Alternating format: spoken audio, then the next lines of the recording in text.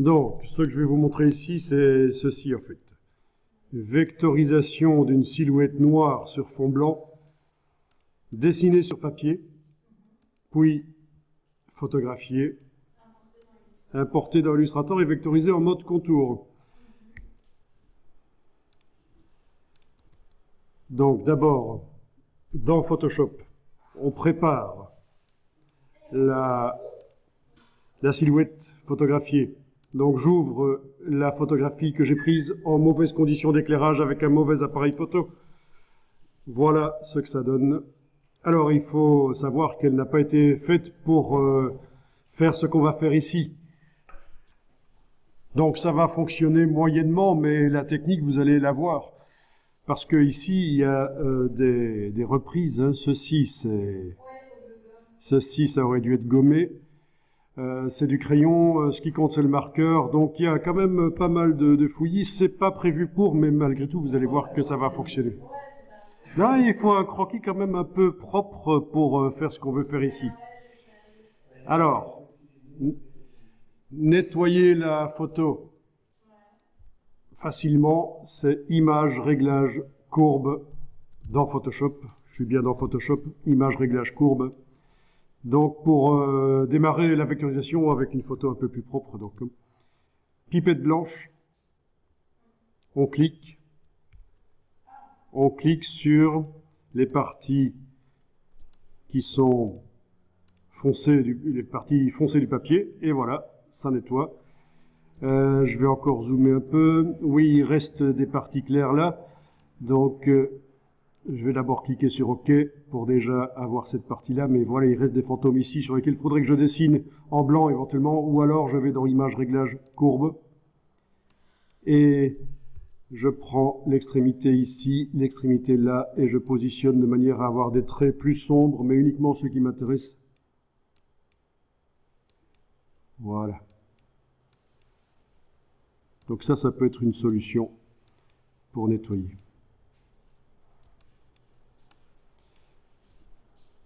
On a quand même des problèmes avec... et là, je vais enlever l'œil en face de l'aperçu. Oui. La poche ici, ça va pas marcher super bien. Mais bon, vous allez voir le principe. Hein. Avec un dessin mieux préparé pour ce qu'on veut faire, avec une meilleure photo, ce serait encore mieux. OK. Donc, je vais enregistrer.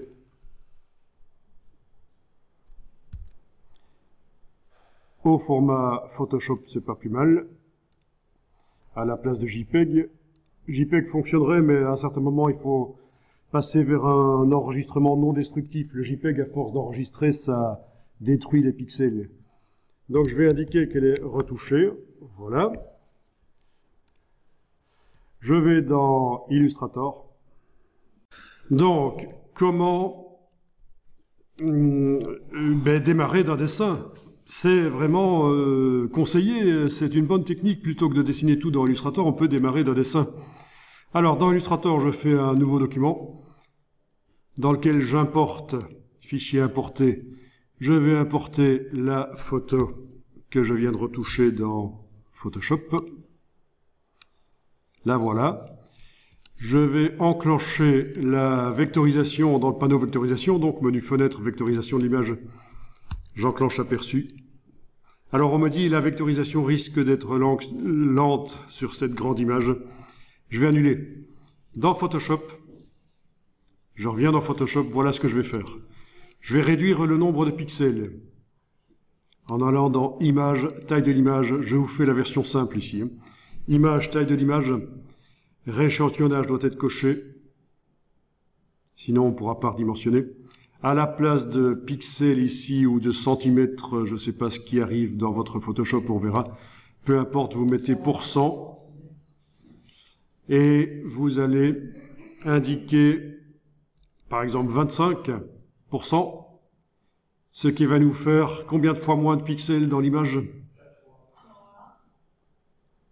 16 fois moins. Ah, si on diminue par 4 la largeur et la hauteur, ça diminue par 16 la surface. 16 fois moins de pixels, voilà, voilà. Ah oui, voilà. Donc voilà, qu'est-ce que ça donne?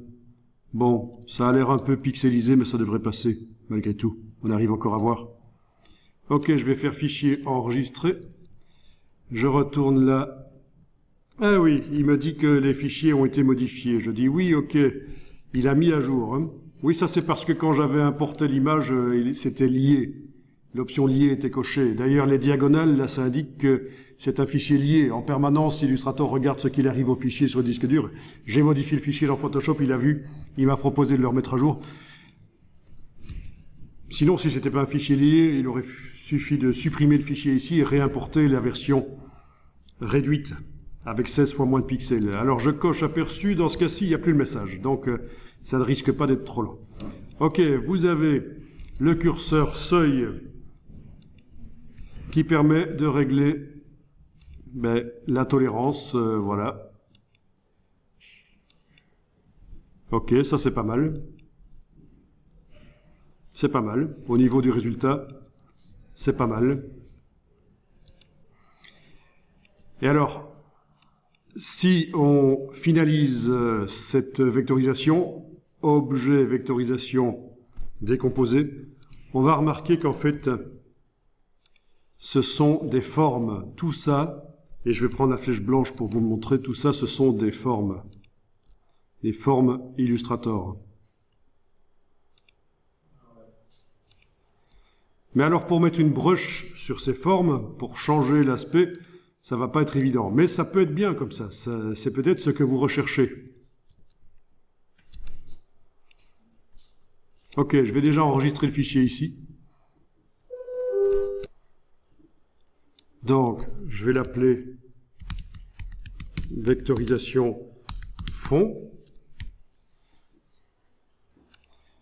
Voilà, parce qu'en fait, ce qu'on a fait tout à l'heure, c'est une vectorisation des fonds. Si vous regardez, on le voit encore dans la palette vectorisation qui est grisée, puisque c'est plus une vectorisation, je l'ai décomposé la vectorisation, mais c'est les fonds qu'on a créés.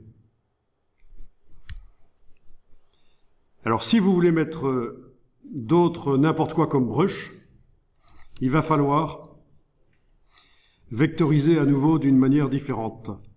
Et donc, ce que je propose ici, c'est de démarrer de ça, qui est pas trop mal au niveau du résultat, c'est quand même clean, c'est bien. Même si c'est un peu imprécis, mais bon. Donc, je sélectionne avec la flèche blanche et je retransforme ça en image. Objet pixelisé. Je vais prendre ce qui est proposé là. OK. Donc, c'est retransformé en pixels. Si on zoome, on voit des pixels. Et je vais pouvoir revectoriser ça. OK. Il me dit que c'est lent. Je vais quand même faire OK. Mais cette fois-ci, à la place de fond, je vais mettre contour. Et vous allez tout de suite voir ce qui va se passer. C'est que il va faire ce que vous feriez avec le crayon ou la plume. Il va tracer des traits.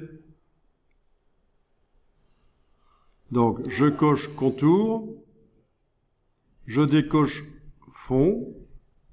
Et voilà. Alors, ça ne marche pas très bien. Je vais aller augmenter ici 50 pixels, touche tabulation. Voilà.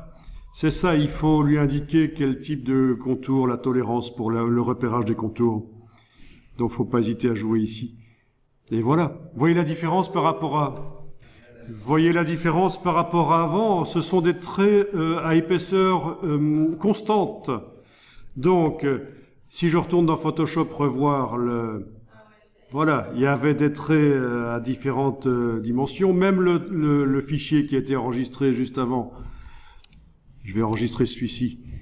Vectorisation fond 02, je vais l'appeler. Voilà.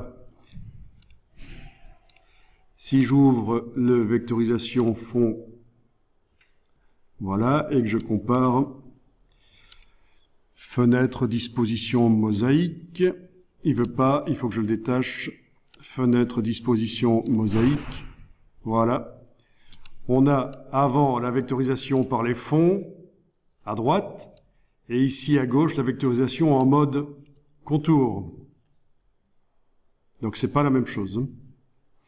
L'avantage de la vectorisation en mode contour que j'ai là sur la gauche et qui maintenant occupe tout l'écran, c'est que si je décompose, oui, j'ai oublié de dire qu'il fallait aussi jouer sur le seuil pour que ça marche bien. Le réglage seuil, parfois ça marche mieux. Ça marche mieux. Mais bon. Donc l'avantage de ceci, et là j'ai tout perdu, bravo.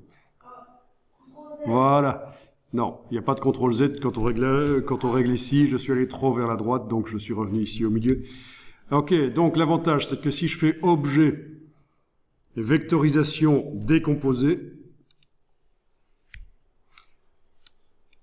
je peux bien sûr faire de la peinture dynamique là-dessus, tout ce que je veux, et je peux aussi aller dans la palette des formes, menu fenêtre forme, appliquer une forme comme celle-là, la forme artistique. Voilà, avec la palette contour, aller diminuer l'épaisseur de cette forme artistique. Voilà, ça je ne savais pas le faire sur l'autre vectorisation de type fond. Aller appliquer des brushes, aller chercher d'autres brushes et tester. Ça n'était pas possible parce qu'il faut des traits comme on les fait à la plume ou au crayon en fait, pour arriver à faire ça.